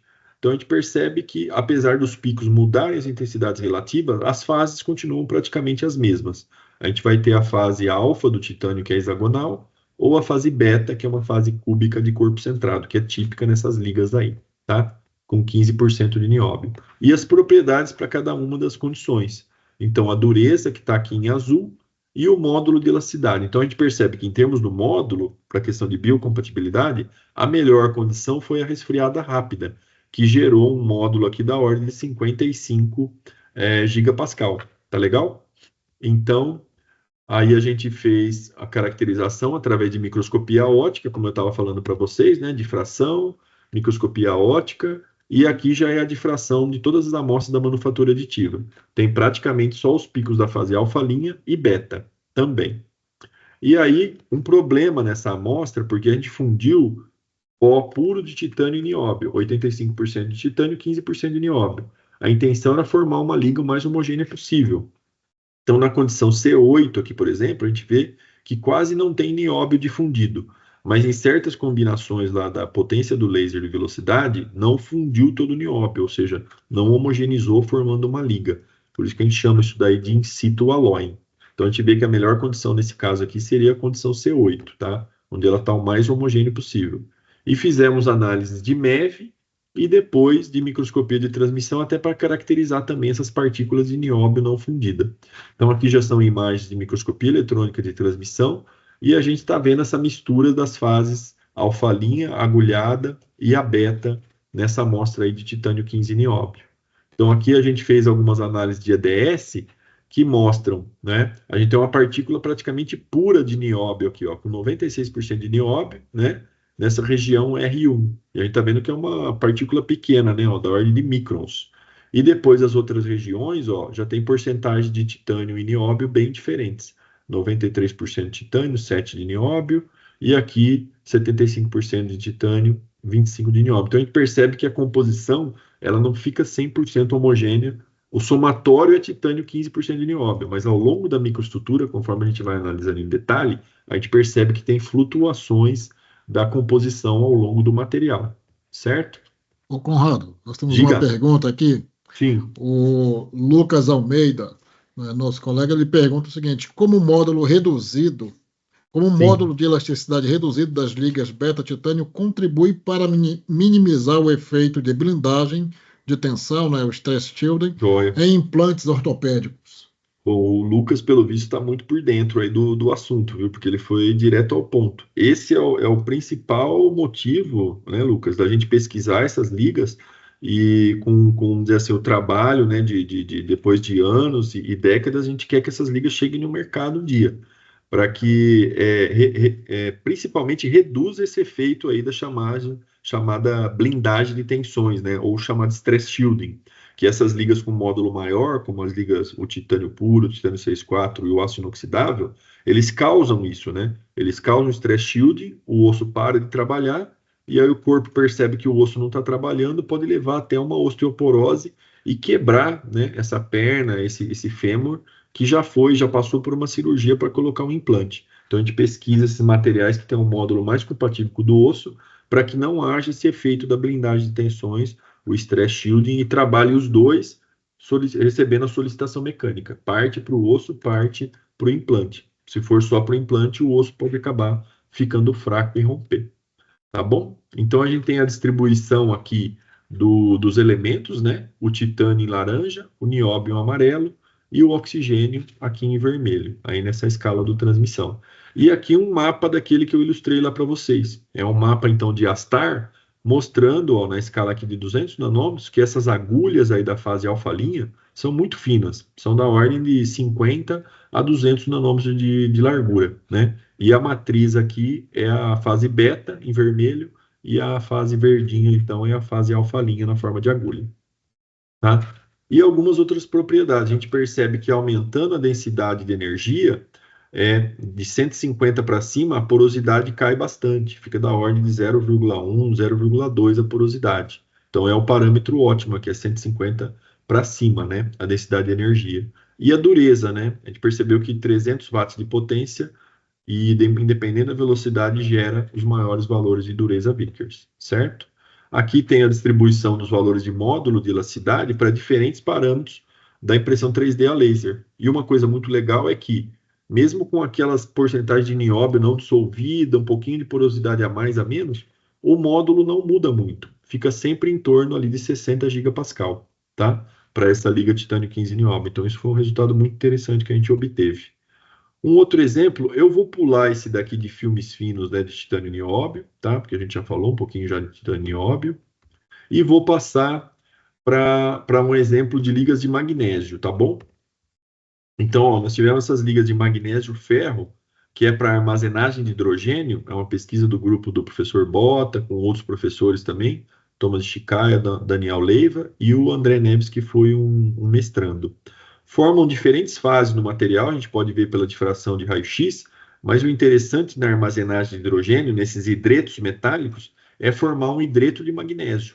Então, você quer carregar com hidrogênio, isso é, por exemplo, para carros, né, movidos a hidrogênio, que você tem que ter uma bateria de estado sólido. Porque se você tiver um tanque de hidrogênio em estado gasoso, esse tanque vai ser enorme, gigante e tem o risco de explodir. Então, armazenar esse hidrogênio no formato sólido é muito mais seguro e diminui muito o volume. Então, a gente quer formar essas fases aqui, magnésio, H2, e um hidreto complexo de magnésio, ferro e hidrogênio, certo? Com essas ligas aí, magnésio, ferro. A gente fez a análise de microscopia eletrônica de transmissão e percebe que tem fases ricas, né, no hidreto de magnésio complexo, tá? E aqui a gente vê o mapa, então, do magnésio, o mapa do ferro, por isso que a gente concluiu que é essa fase magnésio, ferro, hidrogênio, e o óxido de magnésio, mostrando que tem uma camada de óxido de magnésio ao em volta do hidreto. E o problema é que a gente não consegue mapear o hidrogênio, ele é um elemento tão leve que a gente não consegue mapear. Mas aqui, por número atômico, na figura A, a gente tem uma boa ideia, porque onde tem mais hidrogênio, vai ficar mais escuro, vai ficar mais leve em número atômico. E a matriz de magnésio, né, mesmo ela sendo leve, ela não tem hidrogênio, ela já parece mais clara, porque tem um número atômico maior. Aí nós fizemos o ASTAR também, essa análise para detectar a estrutura cristalina, né, dessa amostra de magnésio ferro hidrogenada. Então a gente pode ver a fase de magnésio aqui em vermelho e a fase em verde, que é o hidreto complexo. Em azul claro, o hidreto magnésio H2 e também partículas do óxido, né, o MgO em amarelo, dispersas por aí. O oxigênio não era intencional, ele acaba aparecendo porque o magnésio é muito reativo com o oxigênio. Mas a gente percebeu que a distribuição do ferro, o magnésio e o ferro, eles são immiscíveis. Eles não se misturam, eles não formam uma solução sólida. Só que houve uma deformação mecânica tão intensa nessa liga, nesse material, magnésio 8 ferro, que a gente percebe que cada vez que a gente ia aumentando a magnificação no transmissão, a gente ia vendo partículas de ferro cada vez menores. Olha aqui, ó, 200 nanômetros. Tem partículas de 200 nanômetros, né, de ferro ou de óxido de ferro, ou desculpa, de óxido de magnésio, mas essas, no fundo, são partículas minúsculas de ferro, né? Da ordem talvez de 10 nanômetros ou menos. E aí nós resolvemos aumentar a magnificação até o limite, até enxergar lá naquela escala atômica. Então vejam aqui, ó, 2 nanômetros é a barrinha de referência, e essas linhas que a gente está vendo na imagem das partículas de ferro são as linhas já dos planos atômicos das partículas de ferro, e no fundo os planos atômicos do magnésio. Então a gente percebe lá no fundo, se vocês olharem, não tem os pontinhos brancos assim perdidos? Então tem precipitados de ferro de 10 nanômetros, de 5 nanômetros, de 2 nanômetros e clusters de ferro, que são pequenos aglomerados de átomos e talvez até átomos de ferro dispersos sozinhos ali. Quer dizer, a gente pode estar enxergando aqui um átomo de ferro solto ali na matriz do cristalina do magnésio, né? Da fase de magnésio hexagonal. Tá bom? Então eu queria chegar nesse limite aí para mostrar a capacidade para vocês do microscópio de transmissão. Aqui é exemplo daqueles precipitados de carboneto de nióbio no aço microligado. Então a gente vê aqui o tamanho de grão do aço à esquerda, de 3 a 5 microns, e os precipitados à direita. E esses precipitados vão ficando cada vez menores, até a gente chegar a precipitados aqui à direita, ó, da faixa lá de 3 a 5 nanômetros, de precipitados de NBC, tá bom? Então é isso, pessoal. Eu acho que eu teria mais coisa para mostrar para vocês, mas eu acho que é suficiente por hoje, tá bom? Então eu só queria voltar aqui, fazer um agradecimento aí ao pessoal do grupo, né? O nosso grupo Biometicam, né? Biomateriais metálicos e caracterização avançada. Tem alunos de iniciação científica, mestrado, doutorado, pós-docs, tá bom? E agradecer aí a vocês pela oportunidade de fazer esse bate-papo, de mostrar um pouco mais o que é esse mundo aí da microscopia eletrônica, né, aplicado à ciência dos materiais. Então, espero que vocês tenham gostado e fico aberto aí a mais perguntas, se vocês tiverem, tá? E agradeço muito aí ao Neilton e ao Antônio pela oportunidade. Tá legal? Valeu. Obrigado. Conrado, foi uma apresentação brilhante que você fez aí para a gente, não é? E você viu que vai surgindo a interação e como Legal. a área de materiais ela permite, né? Nós temos colegas que estão também ligados a essa área de saúde, né? Tem tanto doutorandos Sim. quanto mestrandos que estão ligados a essa área de saúde, fazendo seus estudos e aí aproveitando para tirar essas dúvidas. Eu vou Jóia. aproveitar para fazer uma pergunta, um tanto quanto um Certo. pouco particular, ligada a um pouquinho da área que eu vinha trabalhando, Ótimo. que é a recuperação de liga contida em escória. É, Conrado, a gente sabe, pelo menos a literatura e alguns artigos citam a presença de ligas encapsuladas em fase vítrea. Não Certo. é? Será que a gente conseguia fazer essa análise da ocorrência e determinar a presença Seria. de fato? Porque, por exemplo, nós tentamos fazer Hum, com o MEV e a gente certo. conseguiu observar, mas de forma não tão clara, não é? Mas a gente sabe de outras observações, mas daqueles pontos, pequenos pontos de liga encapsuladas, para tentar encontrar uma melhor maneira de Hum, recuperar esse material. certo. Eu acho que seria perfeitamente possível, viu, Newton, a gente fazer análise de microscopia eletrônica de varredura e, se for necessário, análises até de microscopia eletrônica de transmissão, para diferenciar essas fases que você está descrevendo aí. Conseguiríamos detectar se tem uma fase amorfa, onde que estaria essa fase amorfa, onde estaria a fase cristalina, e se for, por exemplo, até nanopartículas cristalinas, né, nanocristais, a gente conseguiria caracterizar através do microscópio de transmissão e dar vamos dizer assim, um parecer bem detalhado na escala nano do que teria nesse material, sim, viu? É um estudo bem factível e seria muito interessante até, na verdade.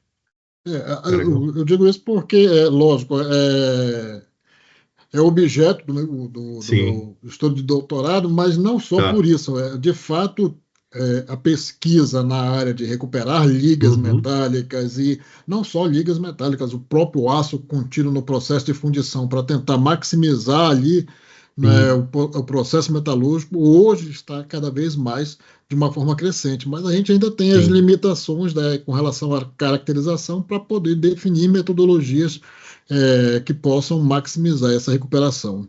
certo, legal.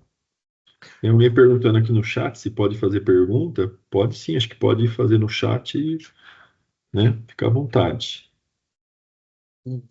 Pádua, Professor Conrado, aproveitando aí ó, a deixa do Neilton, tá? Eu estou trabalhando no meu doutorado, Ah, né, com um material que tem ouro, certo. tá? Sabemos que para, por exemplo, fazer uma fluorescência de raio-x com amostra de um Uhum, minério que tenha ouro, de certa forma é bem trabalhoso, né? Por causa tá, da quantidade de ser muito pequeno, que geralmente vem agregada ao mineral. certo. É, desses microscópios, principalmente o MEV, né? Uhum, Principalmente o MEV. O material que eu tenho, eu poderia, logicamente, que o MEV dá para fazer EDS, dá. né? Dá para fazer uma EDS. Mas eu poderia determinar uma área, um percentual de, vamos dizer assim, de ouro que tenha Sim, numa área de uma determinada específica. amostra, específica Sim. de uma determinada amostra. Conseguiria, seria, até eu vou falar o termo assim, até um pouco engraçado, mas seria a gente garimpar na análise ali, né, do MEV, e ir analisando diversas regiões e tentar mapear, fazendo análise de EDS geral para ver se tem uma determinada porcentagem do ouro. Depois a gente poderia até fazer aquela análise de mapeamento de EDS para ver onde esse ouro está localizado. Porque até partículas de 1 micron de ouro ele conseguiria identificar. Então, identificaria partículas de micron até partículas de milímetros em baixa magnificação. Então seria É por, possível sim. porque a gente, Hum, nós tentamos, né? Como é um minério sulfetado de ouro, tá, nós tentamos fazer uma leitura com microscópio, né? Um certo. microscópio de luz É um microscópio óptico, né? Ótico mesmo, né? De nível. Mas a gente fica, né, naquela dúvida, porque o ouro e o sulfeto, ele tem, vamos dizer assim, os dois, de uma certa forma, brilham, né? O Certo. ideal que fosse um microscópio petrográfico, né? Porque a gente Ah, tá. poderia movimentar, né? Então, a Legal. minha pergunta foi essa, porque com o microscópio eletrônico de varredura, Seria. a gente seria bem melhor, porque além do EDS, você poderia determinar o percentual de Poderia. material naquela determinada área Sim. e ver o total, né? É. Até aquele modo de imagem que eu comentei, que o MEV faz imagem de elétrons secundários da superfície Uhum, ou retroespalhado. Então, se você tiver uma região, por exemplo, que ela seja rica em ouro, aquela região, vamos dizer assim, vai acender em escalas de tom de cinza, porque o ouro é tão uhum, pesado, o número atômico é alto, que ele vai aparecer muito claro, vai aparecer quase uhum. branco na imagem. Então, esse seria um outro indicativo, não só o EDS, mas a própria imagem de BSE, de elétron espalhado, Já já seria um belo indicativo, entendeu? entendi. Depois pode ir Ah, lá e fazer o entendi. EDS para conferir se ali teria ouro Se mesmo ou não. realmente era. É, é, Ah, entendi. Então, muito certo? obrigado, professor. Imagina, é um prazer. Tem mais Bom, perguntas? Conrado, eu peço aos presentes, né, que queiram fazer perguntas ao professor Conrado, que possam ou ligar aí a sua câmera e seu áudio, seria um momento oportuno para esse diálogo, ou caso, né, não se sintam confortáveis, podem escrever aqui no chat e a gente realiza essas perguntas. Certo. É, já volto a dizer, uma brilhante apresentação do professor, trazendo aí para quem teve na palestra passada, onde foi apresentado também, né, a questão de análise de microscopia, e depois vai voltar a ser falado sobre outras formas de caracterização, né, vocês vão observando dentro do programa que a gente tem trazido um encadeamento entre algumas palestras, quando é possível, e aí o professor Conrado abrilhantando com inúmeras cases, né, ligados aí à questão das ligas titânio nióbio, né, e também aí ao magnésio. Magnésio. Tá? Legal. Professor Conrado, uma Sim, outra pergunta, aí é mais a questão de curiosidade minha, tá? certo. Nós vimos pelo aquele gráfico que o senhor mostrou em relação à capacidade de observação, né, do Sim. olho humano, do MEV, do transmissão, Uhum. é, logicamente que o tamanho, eu imagino o tamanho da partícula e o Uhum. ponto em que vai ser feita a profundidade, o tamanho, a profundidade que vai ser Certo. feita a análise, vai Certo. determinar o tipo de microscópio, né? Uhum. No caso, se eu precisar, por exemplo, eu tenho nesse caso, eu tenho ouro.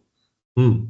O que vai, o ponto primordial que vai determinar se vai ser um MEV ou um microscópio de transição Ah, vai ser obrigatoriamente o tamanho o tamanho. ou a posição que ele está, vamos dizer É assim. mais um tamanho da partícula mesmo, porque se for até um micron, né, de um micron para cima, o MEV pega. Uhum, Agora, se for em partículas de um micron para baixo, aí tem que ir para transmissão para ele conseguir resolver, né? Mas eu acho que o entendi. MEV, nesse caso, seria mais viável, vamos dizer assim, até pelo custo da análise, né? No transmissão, a Uhum, gente tem que colocar um disquinho de 3 milímetros, né? Então, ele já né, restringe muito a área, o volume de amostral, vamos dizer, né? E no eu MEV você pode entendo. colocar uma peça ali de centímetros, né? E varrer uma região grande dessa amostra e ir buscando ali onde teria essa composição maior do ouro, né? Acho Eu que tem uma entendi. pergunta do Isso, Fabiano. colega Fabiano, pode fazer sua pergunta aí, Fabiano. Boa noite, estão me ouvindo bem? Sim, Parabéns, professor Conrado, pela palestra, muito interessante o tema. Eu sou obrigado. muito fã dessa área de materiais, estou Uhum. no doutorado, pretendo Boa. desenvolver pesquisa em relação a materiais, e a minha dúvida, né, até a minha curiosidade, pretendo trabalhar com concreto, né, material Certo. cerâmico. Legal. E na tua fala inicial, eu comecei a considerar bastante a questão da proporcionalidade, né? Certo. 0,1%, 0,2%, 0,3%. É um volume bem baixo, né, comparado ao todo, né? Uhum. E por ser um material cerâmico, esse material que a gente pretende trabalhar seria algo, no caso vinculado a grafeno, óxido de grafeno. Certo. A ideia seria ele preenchendo esses poros, né, para ver as propriedades que ele melhora do material em si, como um todo, né? Certo. E aí eu pergunto, mesmo sendo assim, essa quantidade baixa, 0,1, 0,2, 0,3%, havendo essa distância grande entre os átomos, entre as ligações, mesmo assim ela produz esse efeito assim significativo? É uma ótima pergunta, viu, Fabiano? Eu acho que o grafeno é um dos materiais assim difíceis, sabe, complicados de caracterizar, seja no MEV ou seja no transmissão, porque por mais que o transmissão consiga ampliar e enxergar na escala atômica, o grafeno, vamos dizer assim, ele é carbono, né? Ele é muito leve. E o grafeno por si só, ele é uma folha, uma camada de átomos de carbono.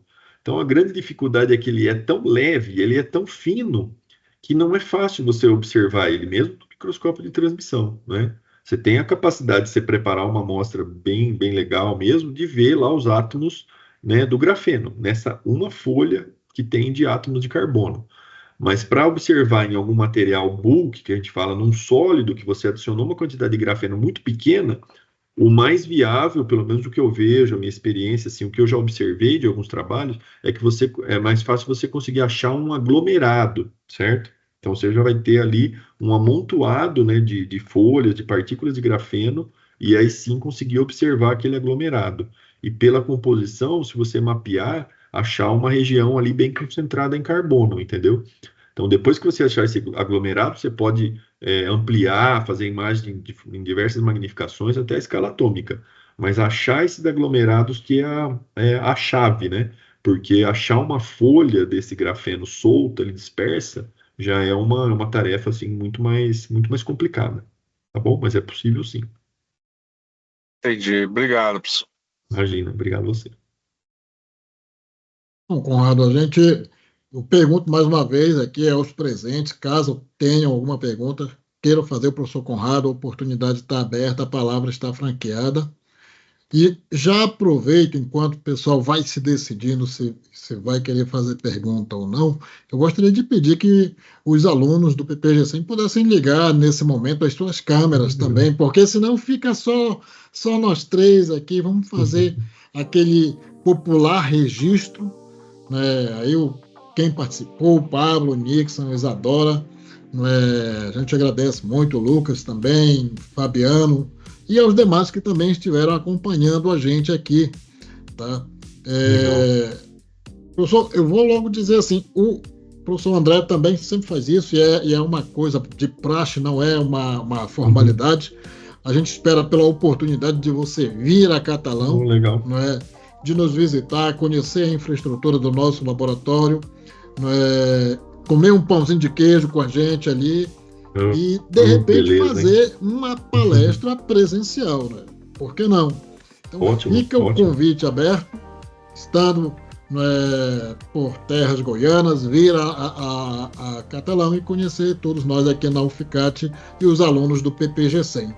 E a gente aproveita também para deixar você fazer aí as suas considerações finais sobre essa noite de hoje. Tá legal. Bom, eu agradeço imensamente mais uma vez a vocês aí, ao Antônio, ao Neilton, né, os professores envolvidos aí, o professor André também, e a todo mundo que acompanhou aí.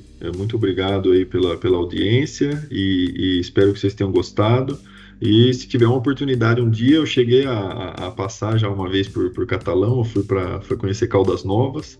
Se tiver a oportunidade de ir a trabalho ou até a passeio aí, terei o maior prazer de passar aí, comer um pão de queijo e bater um papo aí com vocês. Agradeço muito mesmo pela oportunidade, é sempre um prazer estar fazendo esse tipo de interação e de palestra aí, da divulgação da ciência e a ciência dos materiais. Tá legal?